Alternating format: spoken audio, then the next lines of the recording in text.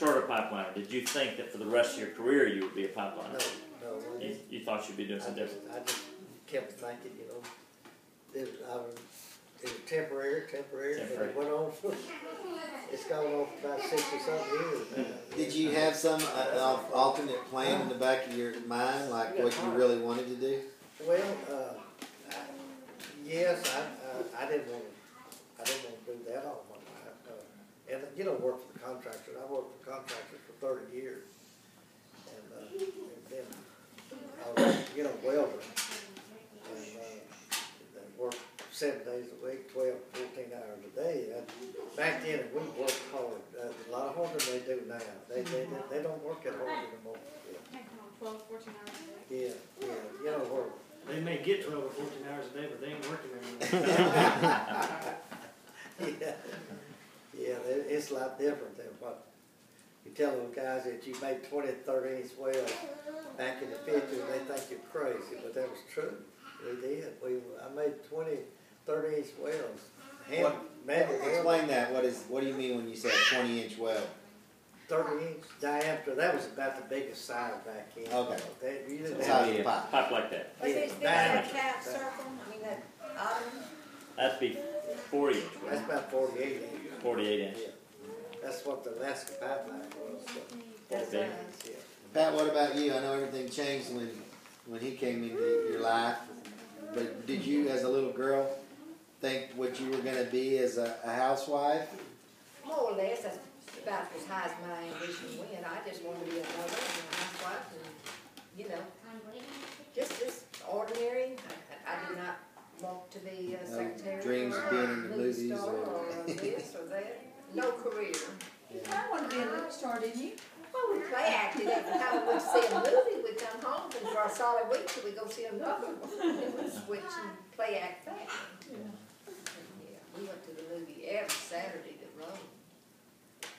And we had a cowboy on one side of the railroad track that divided the town, and that was your westerns, 10 cents, nickel by your popcorn, nickel by your Coke candy.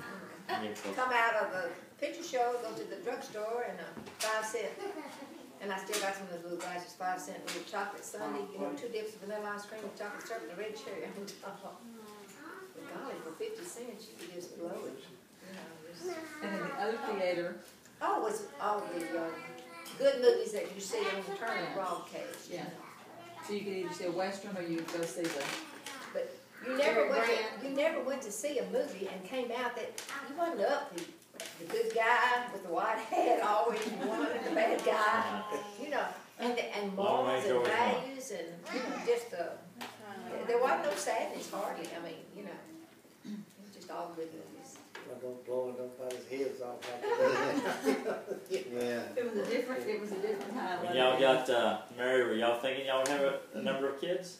Were you thinking? Well, at one time, I think before I ever got married, I was going to have twin boys, twin girls, a twin boy and a girl, and then a single boy and a single girl. All of those movies that I saw, I thought, well, man, that's the life right there. That mother was portrayed as a good role. That was about the only good role model. You didn't have really school teachers or secretary movies. Yeah. And then I think mother always set such a good example. That's all I knew. I think Freddie says that your mom was the best person he's ever known. Looking back on it, I kind of think she may be. And why? What was it about her? Daddy, you answer that question Well, too. she was one of the best women I ever knew, Jill. She's so good. She never said nothing about nobody. Well, keep in mind now that her mother was just unbelievable. And this is Granny Bates. Granny Bates. Lordy What do you mercy. mean by unbelievable? Unbelievable as far as just being so Christian-like, you think about Mother Teresa, someone. I grew up, Granny Bates. I never was around her very much. About 4 times in my lifetime that we went to see her, maybe on Thanksgiving, Little Rock, and we were in a small town. But now that's what Mother grew up in, and her daddy was the same way. So, there was never any friction or fussing or envy or complaining or, She was a very biblical. She read the Bible all the time. And well, and Greg Take care, Brandon. And it was cold all the hot. All right. Have a good week. Thanks for coming. Yes, thank y'all for everything. Bye, Brandon. Bye, Brandon. Yeah, she was really a sweet lady, and she, all of us outlaws, him, you know, I'm talking about me and Bill Durbin, Herman Stewart, and Don Nixon, we wasn't the best son-in-laws in the world. And she defended us all the time. Yes, Yeah, I mean, we couldn't do any wrong in her book, you know. And I don't know why, because we were all just, yeah. Were you close with your brother-in-laws? Pardon? Were you close with your brother, any of your brother-in-laws? Were you close to Yeah, before I was closer to Bill than any of us. Bill Durbin, yeah. Michael Daddy, yeah. Hey, Bill, he was a character, but he and I were friends. We were friends. He knew me and I knew him, so I mean, you know, we knew each other's faults, and we liked each other in spite of each other's faults. Yeah, right. Yeah, he was a friend. He really was. Bill, and he'd always come to see Pat and I when we were out on a pipeline job. Regardless where we were, he'd come. We'd be in a little Tell them about the story when they came to visit us in Florence, Alabama. Alabama. We were in Florence, Alabama one You remember summer. Florence, Alabama? Remember Jeff, we were in Sure. Well, Florence? we had bricks underneath the couch to make it level, cause you know the, We rented a house where it was a college town where the bunch of the boys lived in it. You know, that was the house we got rented.